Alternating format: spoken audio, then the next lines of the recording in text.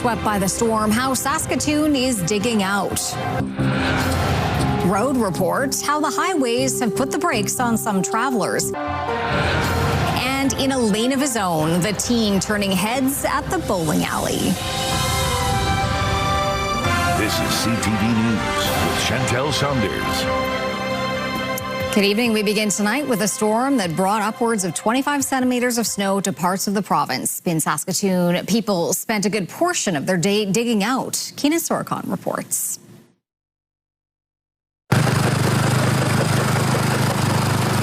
Winter is back in Saskatoon after a snowstorm spanning across much of the province dropped more than 10 centimeters or 4 inches of snow Tuesday night. Well, I knew we were going to get another one. It's February yet. John Hume doesn't mind a snowfall like this after a few weeks of warm weather. Being one of the few people with a snowblower on his street, he doesn't hesitate to help out his neighbors and clear snow where needed. Oh yeah, I enjoy it. It's nice to have good neighbors, and if you help them out, maybe you get better neighbors.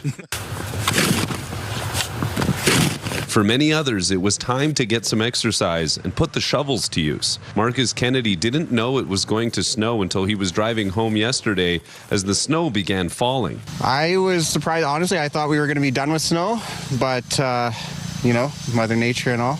It just sneaks up on you. Graders were out clearing streets as snow piled up.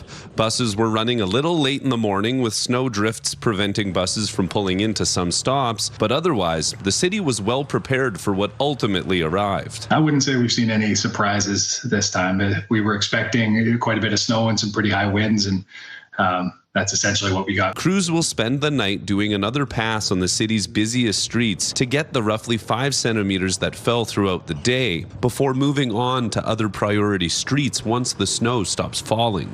The city is asking drivers to take some extra time and give plenty of space for all the extra equipment out clearing snow on the road. While Kennedy is hoping there's not many more days like this for the rest of winter. Spring can't come soon enough. That's all I can say. Keenan Sorokon, CTV News, Saskatoon.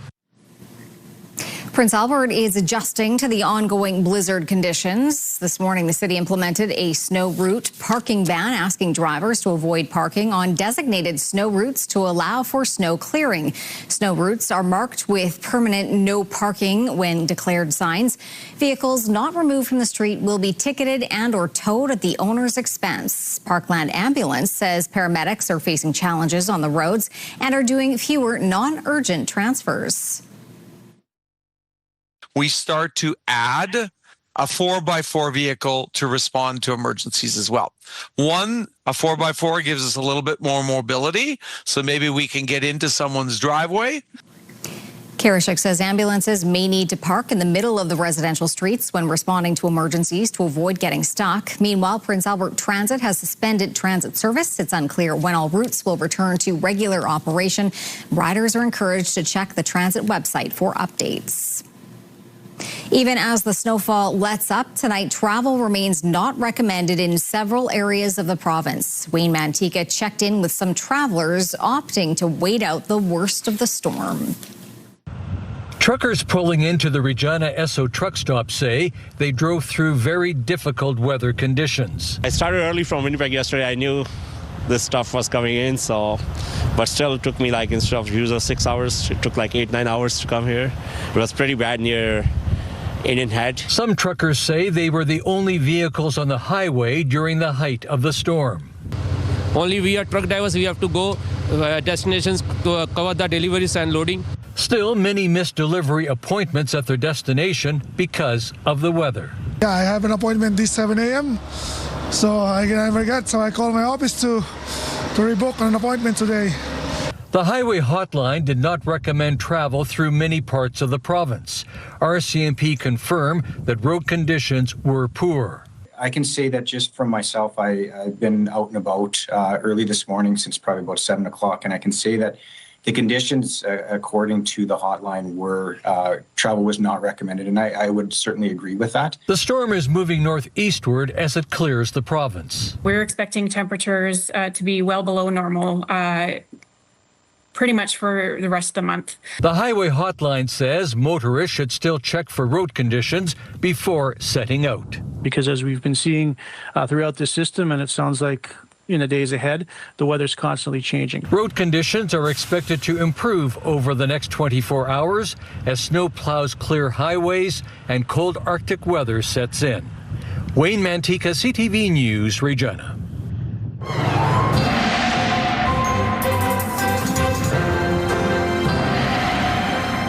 Well, that's just it, Jeff. Now we have the cold. Now we have the cold. That's exactly right, Chantal. We've dealt with the snow, but now the snow and the system that is associated with it, it is moving up, but the cold Arctic air is moving in. There are extreme cold warnings in effect. We'll give you an idea about where they are a little later on. But yes, we had a lot of snow in some places. Isle La Crosse, 53 centimeters of snow. The Cold Lake just across the border, 44 centimeters of snow. So many of these numbers are unofficial, but ultimately here in Saskatoon, in and around 14 centimeters of snow, 12 for Regina. So we've had ourselves an interesting day. There's some shoveling to do, and we'll have more details for you later on. Businesses and residents in Saskatoon's Riversdale neighborhood are set to gather tomorrow night for a town hall meeting to discuss prairie harm reduction. The supervised consumption site is renewing its federal exemption from Health Canada, a license that allows people to use illegal substances on site without being arrested. MP Brad Redekop, along with the Riversdale Business Improvement District and the Saskatoon West Business Association, is hosting the meeting. Organizers are encouraging people to share concerns about safety, crime, and social disorder in the area. Prairie Harm Reduction says crime is not a direct result of its services. What they are asking is for people to come, share all of this information as if PHR is the sole purpose that this is happening. It's all our fault that things are happening. Demong says Prairie Harm Reduction was not invited to the meeting but plans to attend. She says she welcomes questions and is offering tours of the facility. In response to an interview request, the Saskatoon West Business Association says it will provide a statement after tomorrow night's meeting. The city says it will ask council to look at a different location for a drop-in center to serve those who are homeless. The city says it entered into conditional agreements to purchase this property at 130 Idlewild Drive North to be used as a drop-in center. Last fall, City Council approved purchasing a building at 325 Avenue C South as a drop-in location to be used until March 31st. At the time, the city says several concerns were raised about the location, including its proximity to other services like the Salvation Army. The city says the property on Idlewild is a viable alternative because it's close to transit and is centrally located. The purchase price for the building is $1.6 million, which the city says would be covered through federal funding. The site would be operated by the Saskatoon Tribal Council. The plan still has to be approved by City Council. Saskatoon police are investigating after a house was shot at overnight. Officers were called to the 1000 block of Avenue D North at about 3 o'clock this morning. They arrived to find a broken window and evidence that it had been shot at. People who were inside at the time, but no one was injured. RCMP have enlisted the help of a drone to arrest a man who ran from them in the Turtleford area. RCMP say on Saturday night about 9 o'clock, Turtleford RCMP found a vehicle at a home on the Thunderchild First Nation that was linked to a wanted person. When officers tried to arrest him, he ran into some nearby woods. Using a drone, police were able to search the woods. They found him in a tree he had climbed. 34-year-old Christopher Dillon is facing a string of outstanding charges and was to appear in court yesterday. The University of Saskatchewan has eliminated a handful of positions in its IT department. The post-secondary institution is confirming 7 jobs are being cut from its Information and Communications Technology unit. The university says decisions like these are not taken lightly, but are made in order to operate responsibly and within financial means.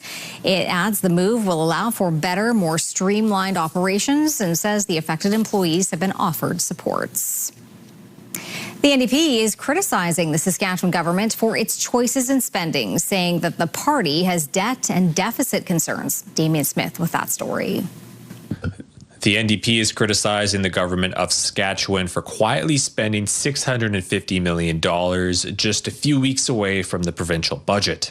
When it comes to Scott Moe's debt and deficit, it is Saskatchewan people who continue to pay the price. On February 13th, the province issued several special warrants for 12 different ministries, with $338 million going towards the Ministry of Health, the majority of that earmarked for the Saskatchewan Health Authority, and $103 million going to the Agriculture Ministry of Agri-Stability.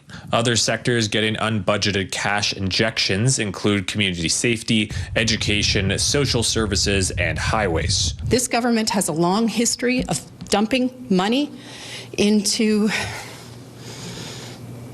solve problems that Saskatchewan people only see the service deteriorate. The special warrants say the expenses are urgently and immediately required for the public good. In a statement to CTV News, the province said the NDP has been demanding that the government spend more in the healthcare system and other important services, in addition to protecting Saskatchewan's economy from the Trump tariffs. Now, after the government has done exactly that, the NDP is demanding that they cut spending. Adding, in the upcoming budget, the government will be moving forward with the second year of its personal income tax reduction plan, which means lower taxes for everyone in Saskatchewan.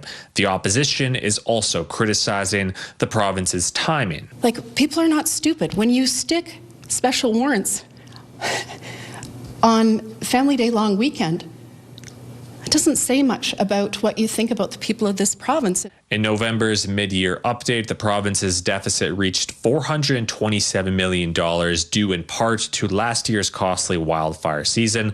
The next provincial budget will be released on March 18th. Damien Smith, CTV News, Regina. Bowling talent is on the rise in Saskatchewan. A recent perfect game from a youth bowler is highlighting a new generation taking to the sport. Ali Mandrick has more.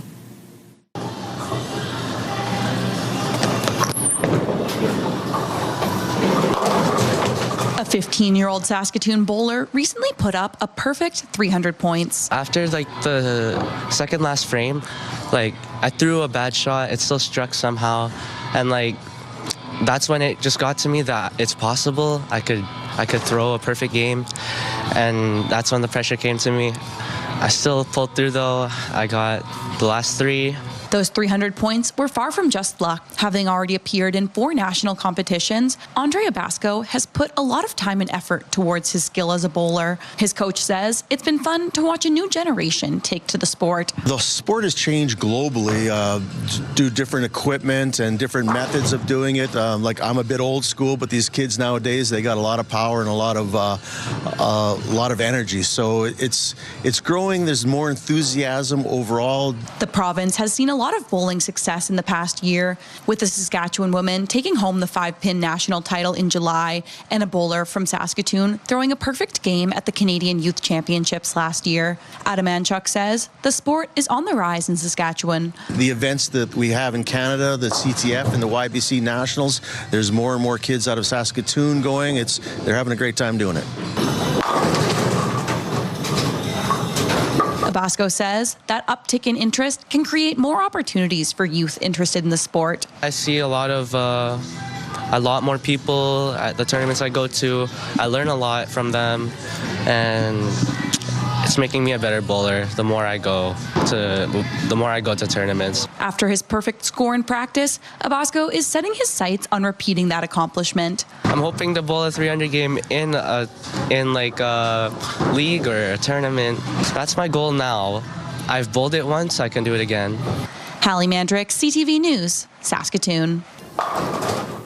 Métis Nation Saskatchewan is celebrating Indigenous Storytelling Month with a new book. A special gathering at Rémy Modern for the launch of a collection of stories shared by Métis elders across Saskatchewan.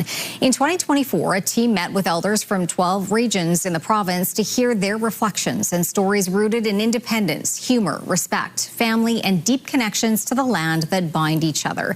Today, those stories can be read in one place.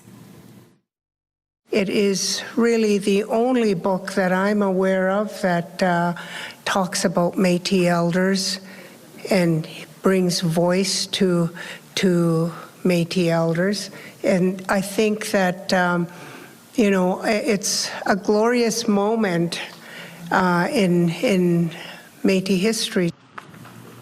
Indigenous Storytelling Month runs until the end of February. Still to come, the Liberals gain another MP who has crossed the floor now. Also, what fewer flights south of the border means for Canadians during the summer travel season.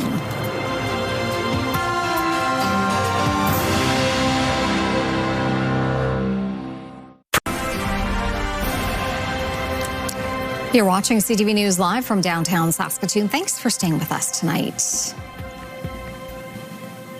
A gut punch for the federal Conservatives today as a third MP crossed the floor to join the Liberals. Alberta's Matt Genereux says he made the move because of challenges facing the country. This is a big deal because it creates a possible pathway for Mark Carney to secure a working majority in the House. Michael Couture on the surprise defection and what it could mean to the House dynamic. Matt brings a wealth of experience. Prime Minister Mark Carney praising his newly poached MP. Matt Genereux says his decision to leave the Conservatives was more about the team he was joining. Quite simply couldn't sit on the sidelines after seeing what the Prime Minister was, ambitious agenda he was undertaking across the country and across the world. In November, Genereux said he was leaving politics to spend more time with his family. But the Alberta MP says it was Carney's speech at Davos that convinced him to change his mind. I think it opened a lot of eyes for Canadians, Albertans, Edmontonians, just how serious this national heating crisis truly is. A Conservative leader, Pierre Poilievre, responded on social media, calling the floor crossing a betrayal of the people in Genereux's riding who voted for affordable food and homes, safe streets, and a strong resource sector. And some believe Genereux could suffer the consequences of his decision in the next federal election. When he starts knocking on doors, he's going to get a bit of a wake-up call that these people didn't vote for a good speech in Davos. They voted for a Conservative member of Parliament to represent their Conservative values, and that's not what they're getting. But Poilievre could feel the effects first. Genereux is the third MP he's lost to the Liberals in the last 4 months. While polls have the Liberals and Conservatives in a dead heat, Carney has a 29-point lead when it comes to preferred Prime Minister. When some caucus members leave to cross the floor to join the Liberals, that's their own vote of what I'll say discontent with Pierre Poilievre as a leader and as a potential Prime Minister. Now, this latest floor crosser leaves the Liberals 3 seats shy of a majority. And with 3 by-elections coming up, they could get that majority without holding a general election. Michael Couture, CTV News, Ottawa. Reduced demand from Canadians flying to the U.S. has air carriers making changes. Air Transat is canceling all flights to the States starting this spring, while WestJet is eliminating routes. Alex Carpa on what it means for the airlines and also your travel plans. Yeah, this is myself with my daughter when she was going to school just outside of Pittsburgh. Mike Gebhardt is a frequent traveler to the United States. Well, on average, I would probably travel 3, 4, maybe 5. His daughter lives in Alabama, but visiting her sometimes is not easy. I do fly out of Saskatchewan most of the time, so it is a bit of a challenge.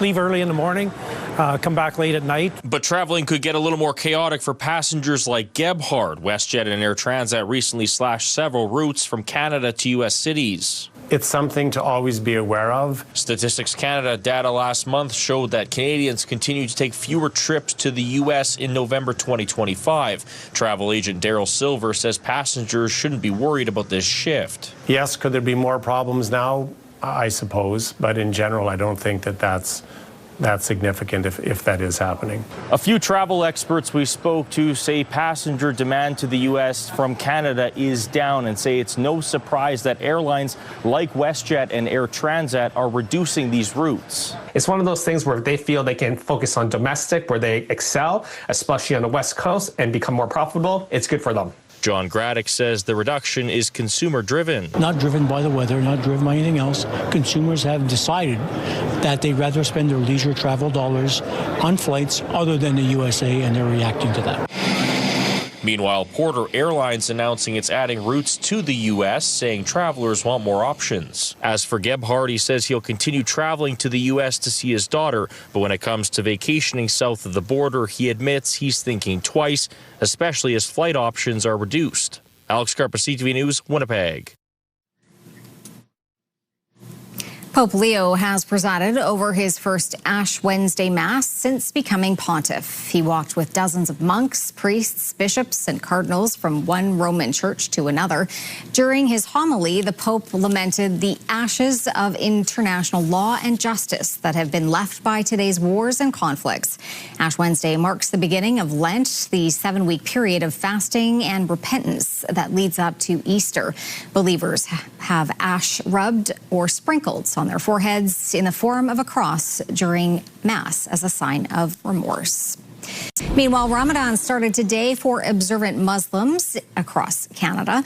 There will be daily fasting from dawn to sunset during the Islamic holy month. It is also a time of increased worship, religious reflection, charity, and good deeds. Socially, Ramadan often brings families and friends together in festive gatherings around meals to break their fast.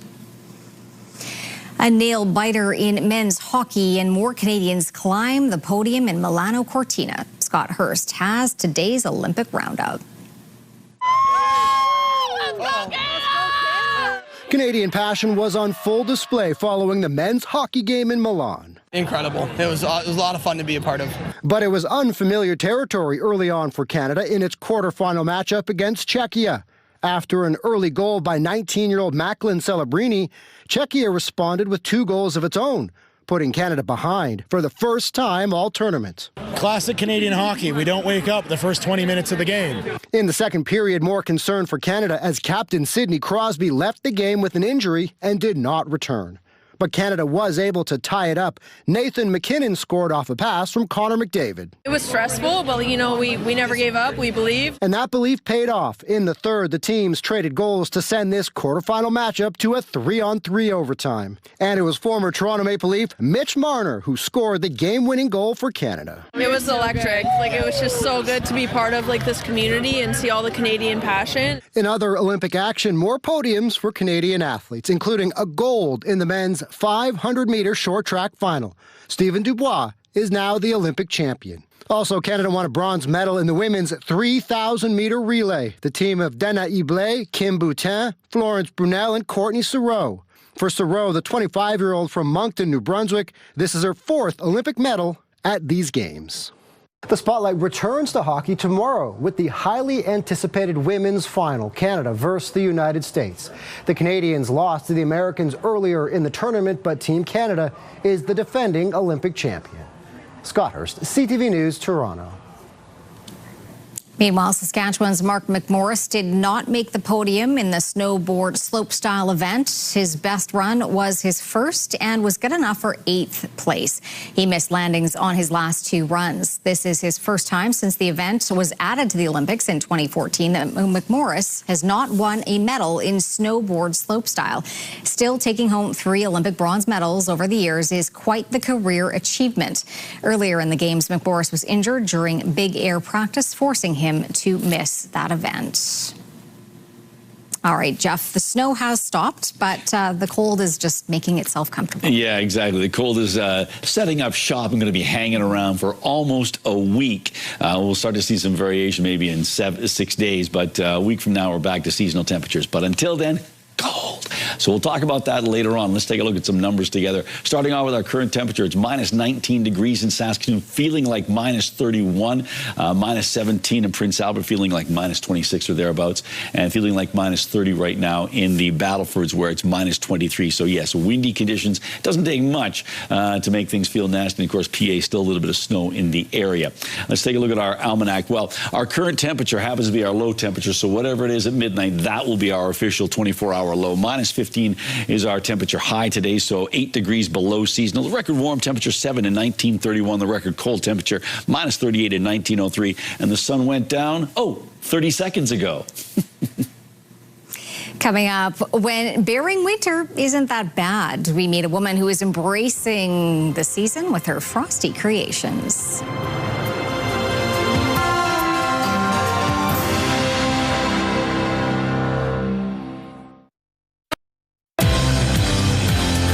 Communities in Bloom, Thursday on Your Morning, why the Saskatchewan Community Foundation is supporting the Regina Floral Conservatory and how you can help too.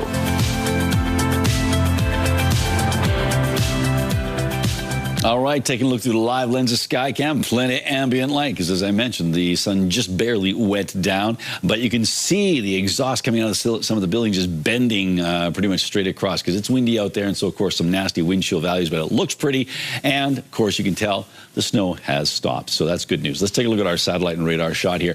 Big low, deep low, upper low off Canada's west coast, and that's helping to steer this warm Pacific air, particularly moisture, up towards us, and so once it smashes into the cold Arctic air, yeah, we get that snow. So that's one of the reasons why we're dealing with this snowy situation. This system continuing to move off. We'll show you that in the future cast momentarily. But let's take a look at some numbers here. Just to recap, -19 in Saskatoon, -17 in Prince Albert with some flurries and sunny skies still, or at least clear skies still in the Battlefords region, -23 degrees, but all three locations feeling decidedly colder than that with just those winds.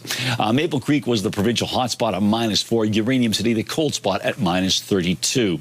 On to our current temperatures. It's -26 in Lloydminster, -21 in Swift Current, -17 in Regina, -15 in Estevan, Yorkton, -14 degrees. In central parts of our province, temperatures ranging from -14 degrees in Hudson Bay down to -24. That's in Kindersley. It's -20 in Meadow Lake, -17 in Wynyard, -15 in Nipawin. Up north, not everyone is at -20 or colder, but it's close. -17 in La Ronge, -16 in Sandy Bay, -18 in South End. Otherwise, into the -20s on these locations, -27 right now in Stony Rapids. Down south, it's cold in the southwestern part of the province, -22 degrees right now in East End, -22 as well in Leader, -20 in Maple Creek and a few other places. Over towards the eastern side of the border, things are actually a little warmer, -14 in Melville and Broadview. On to our futurecast. So here's that system. By the time we roll into the early morning hours, you know, like when work starts, well, it looks like most of that snow is out of our region and impacting some parts of Manitoba, but not many. And also keep your eye on those pressure lines. They are starting to gap, so we do not anticipate as windy a day. Right now, we do have extreme cold warnings in effect for parts of Saskatchewan towards the western border, basically Meadow Lake area down towards Kindersley, Rosetown, Eston, Carrobert, those places. And snowfall warnings are still in effect, including the city of Prince Albert, and that extends into parts of Manitoba as well. Here we go around the province. So roundup for Thursday, -18 in La Ronge, -21 in Stony Rapids with some morning flurries, -22 in Buffalo Narrows, and -18 in Key Lake. Temperatures in and around that -20 degree mark in west central Saskatchewan with cloudy or mainly cloudy conditions. A little warmer, but not by much in the southwest, -16 for Maple Creek, -18 in Leader and Swift Current, -21 in Outlook. Temperatures in the high teens, low -20s for southeastern Saskatchewan and east central Saskatchewan.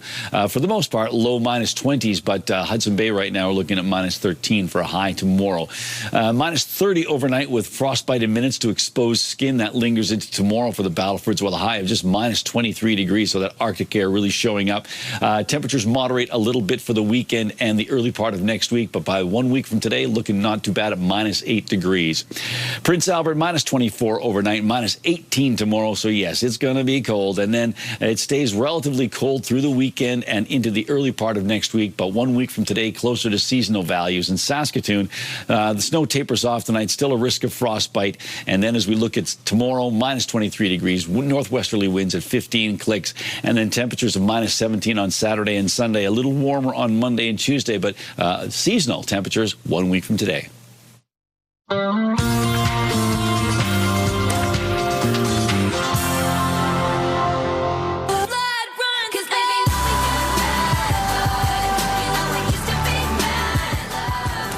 Taylor Swift has made history again. She's been named the best-selling artist of the year by the International Federation of the Phonographic Industry.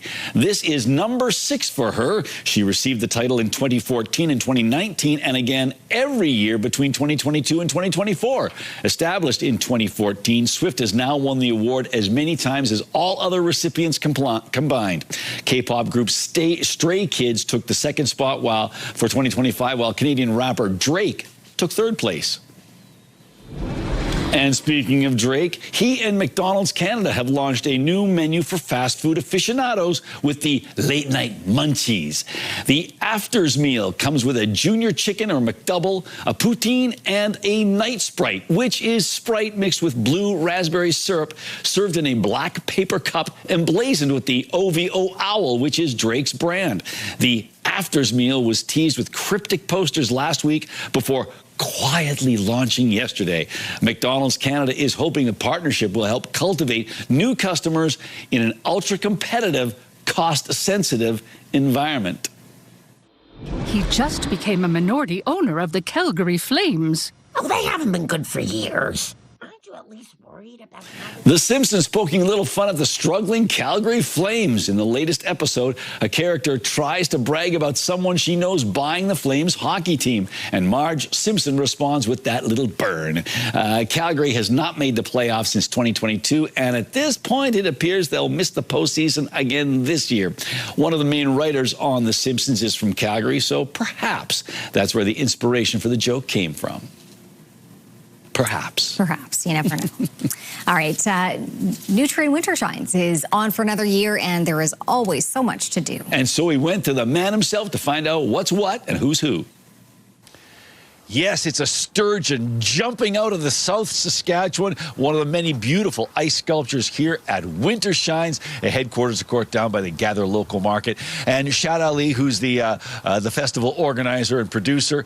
Let's talk about Thursday, Friday, Saturday. Those are the last 3 days of WinterShines. You have indoor and outdoor activities. Let's start inside. Yeah, let's start inside. Our theme, of course, is footprints and stories. So the Kayubi Art Collective, will be inside, helping kids draw and paint all these footprints that you might find animals of along the South Saskatchewan River, right? So they'll do that. We have a paint night as well tomorrow night.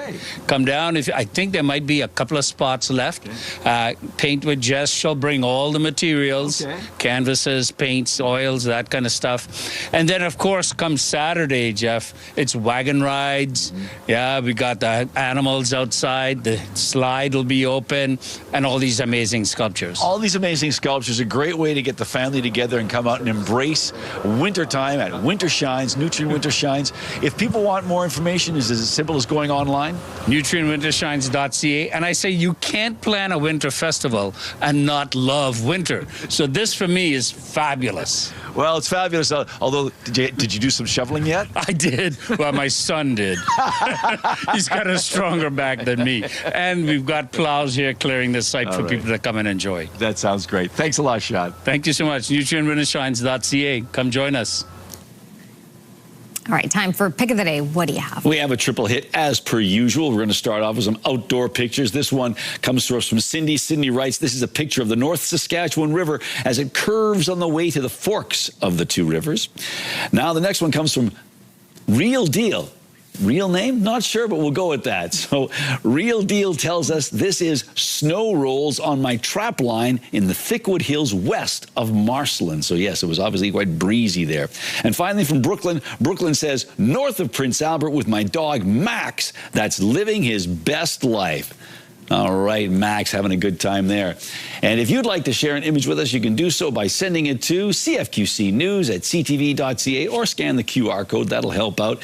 And please put Pick of the Day in the subject line. It helps me choose. Still to come on CTV News Winter Wonder, we introduce you to the woman behind these frosty friends.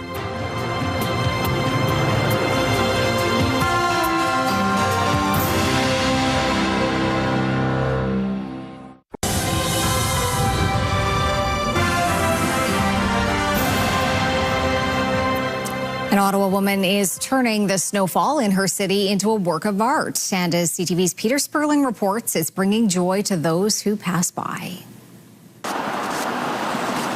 Maggie Glossop's creations spread joy. People tell me it makes them smile, so that makes me smile. She sculpts bears out of snow. I build them because I enjoy building and also because people seem to really like them. Their home in the Kitchissippi Woods near the Ottawa River. I started building snow bears here about 8 or 9 years ago, and every year when the snow conditions are right, I come back and build bears. Good morning. A hit with anyone walking, snowshoeing, or skiing along the Kitchissippi Winter Trail. It's a highlight, and I always come in this part of the trail because they're so cute and so sweet, and I appreciate it. Puts a smile on my face every single time. And it looks so cool. There are a total of 15 bears, and some people using this trail have even made it a treasure hunt to find all of them. I saw those 3, and then there were some around the corner, and then these ones now, but no, I haven't seen 15, I don't think, so. Are you going to keep an eye out? Maybe there's more, yeah, for sure. Some are up in the trees, others on tree stumps, and these two on a bench. Sculpting the bears requires slightly warmer temperatures. When it gets close to 0, the snow gets sticky, and then I can build them. Parts of their faces made using brown wool.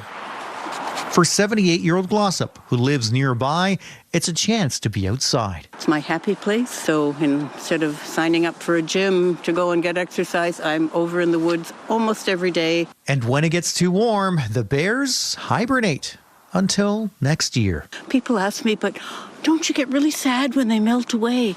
And I say, no, they're I come back and do it again next year, and it's great.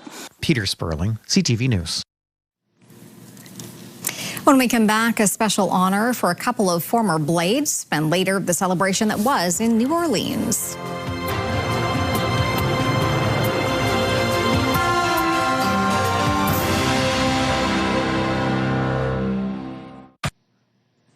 All right, welcome back. Time for the rural forecast, and things are getting colder, folks. So for the more detailed look, Meadow Lake dropping down to -22. I essentially be warming up to -22 because much colder overnight tonight. Meadow Lake, one of the areas under the extreme cold warning. But -22 for a high tomorrow, -23 for Lloydminster, -19 for Kindersley, -21. And I'll look at it. It doesn't really improve now. For whatever reason, Hudson Bay has got a little pocket there, -13 degrees. I'm a little skeptical about that, what the computer is saying, but we will see. As we make our way towards the other parts of the eastern side of the province, well, temperatures still in the -teens. Kenora at -16, -18 in Broadview, -17 in Carlisle. In fact, a number of locations in southern Saskatchewan in the mid to high -teens, but we do anticipate a temperature of -20 for Lumsden and -21 for Pilot Butte. What about Kalonze? Well, Kalonze is expected to hit -22 degrees tomorrow. Winds out of the northwest at 15, so that will feel closer to -30 in terms of a daytime, or whether your wind chill effect there, so what it feels like. So a bit on the nasty side there. So Kalonze, once again, one of those places where internet plans of up to 1 gig are available from SaskTel. With its controversy, intrigue, and now international attention, curling is the talk of the Olympics. Italians are taking notice as a flood of inquiries have come into Milan's only part-time curling rink. Garrett Berry has that story. At the very end of the subway line, late Monday, 10 after 10, it's curling night in Milan. As this ice gets converted from figure skating practice to a makeshift curling rink, these dedicated Milanese curlers get ready for their only weekly opportunity to sharpen their skills on the ice. Right place at right time, because I just started playing curling.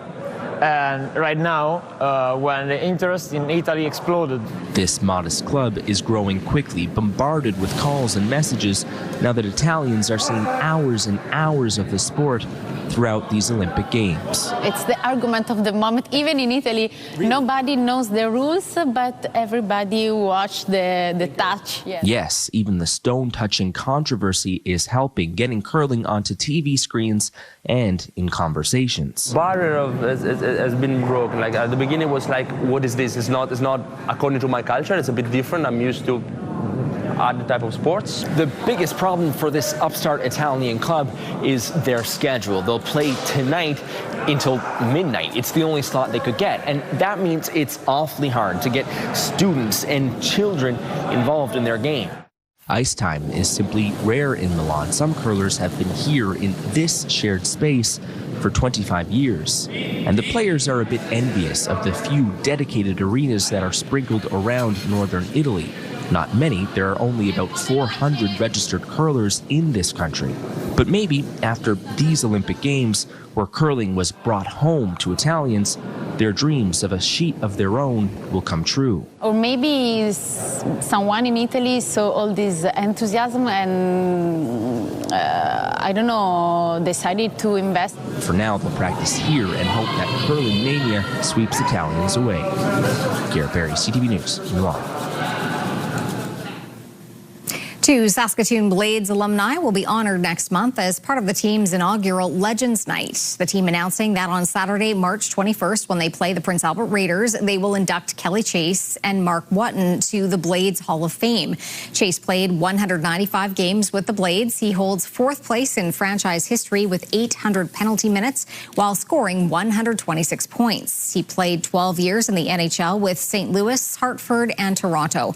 Mark Wotton played 296 games, scoring 168 points with Saskatoon. He played 43 games in the NHL and nearly 2 decades in the AHL and KHL. The names hanging from the rafters will also be automatically added to the Blades Hall of Fame. The induction ceremony will be held before the game. SaskPower has signed an agreement with K+S Potash to buy power generated through the Bethune Mine's refining process.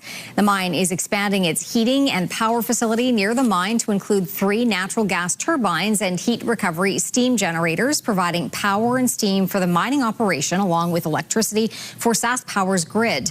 Under the 8-year agreement, SaskPower can buy up to 62 megawatts of power from K+S. K+S says generating its own power helps with its carbon footprint and enables more potash production and expansion.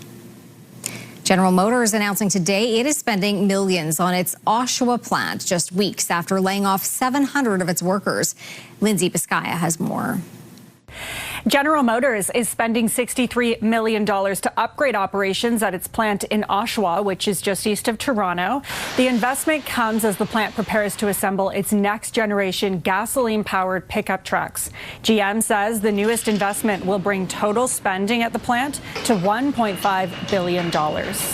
And here are the closing numbers for the day. The Canadian dollar was up to finish the day. West Texas Intermediate is up to 65.05.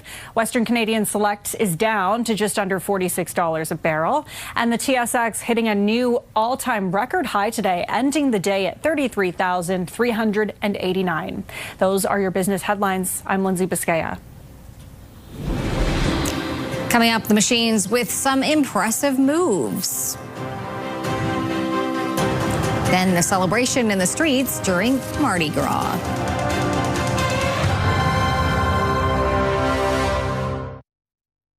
Select Hair Service is brought to you by Sage, the beauty bar.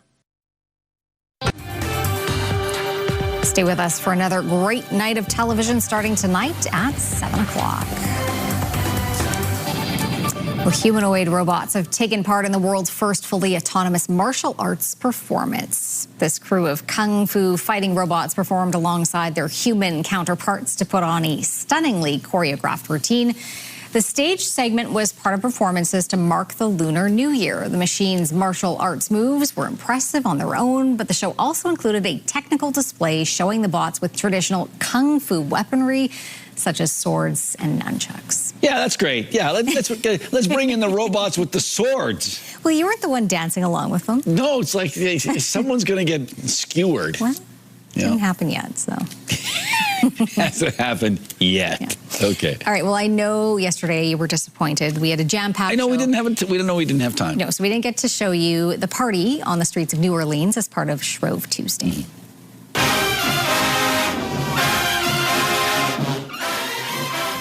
Mardi Gras, also known as Fat Tuesday, marks the climax of the carnival season. People could be seen donning colorful outfits and showing off homemade costumes. Today, of course, is Ash Wednesday on the Christian calendar, which starts the beginning of March. So yesterday it was all about the party. And it looks like it was nice weather in New Orleans. Okay. Not like here.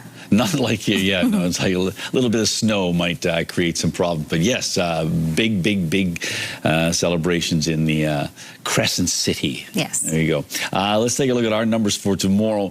And as you can see, it actually starts out relatively sunny. Minus 27, though, wicked cold, because it'll feel like it's well into the minus 30s with a northwesterly wind at 15 kilometers an hour. The wind doesn't really change speed or direction throughout the day, but boy, it's going to be cold. So bundle up. Yes. Stay safe, stay warm. Thanks for watching.